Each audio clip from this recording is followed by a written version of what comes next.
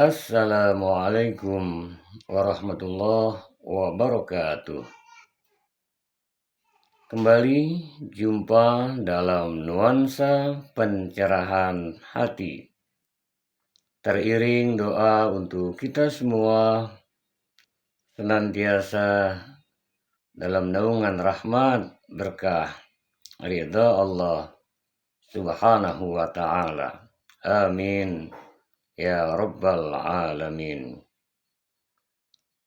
Penting dalam menjalani hidup dan kehidupan ini, kita harus mampu menerima dan melepaskan.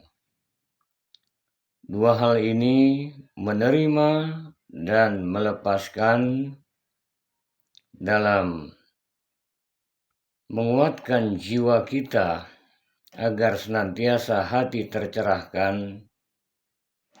Yang dimaksud menerima dan melepaskan di sini adalah, pertama, kita harus mampu bisa menerima apapun segala hal ihwal yang terjadi pada diri kita, menerima tanpa ada penolakan dalam menjalani hidup dan kehidupan terkait hal ihwal yang kita hadapi.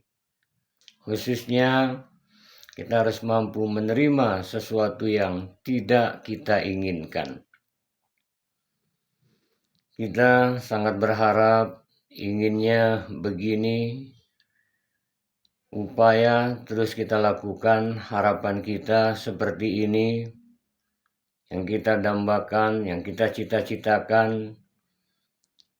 Kita sudah ikhtiar sedemikian rupa, ternyata belum sesuai harapan. Terima dengan lapang hati. Yang kedua, penting untuk melepaskan.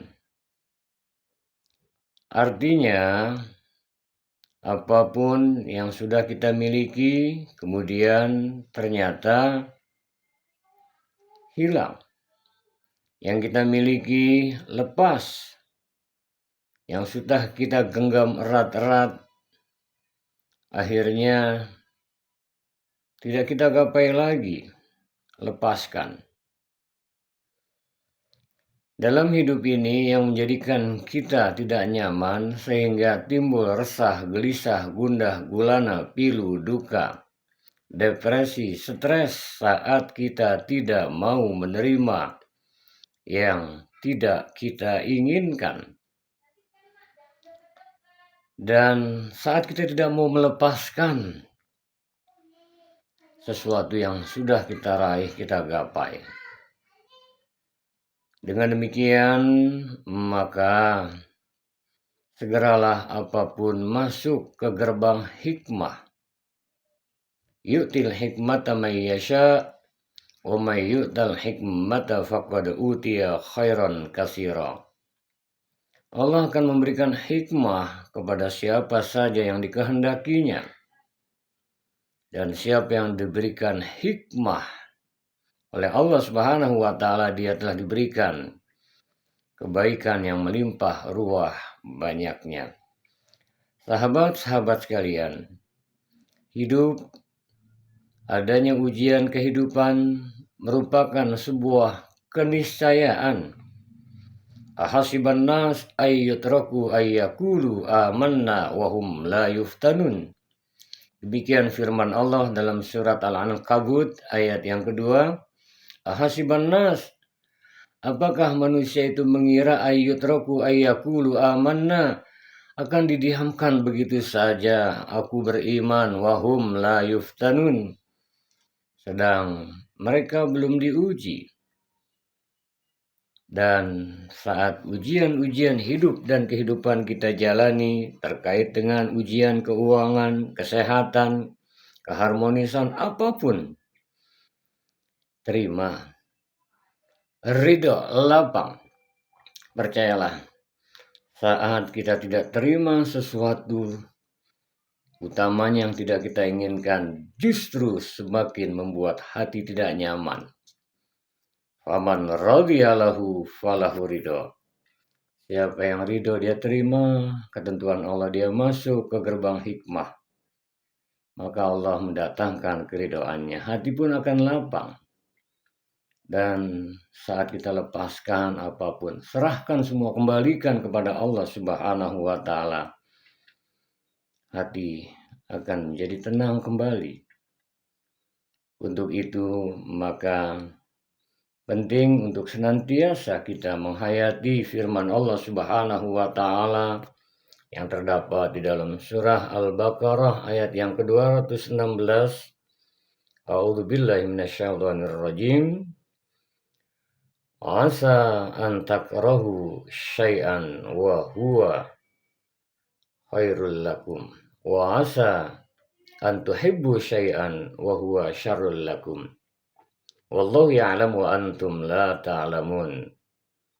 Asa an takrahu syai'an wa huwa khairul lakum.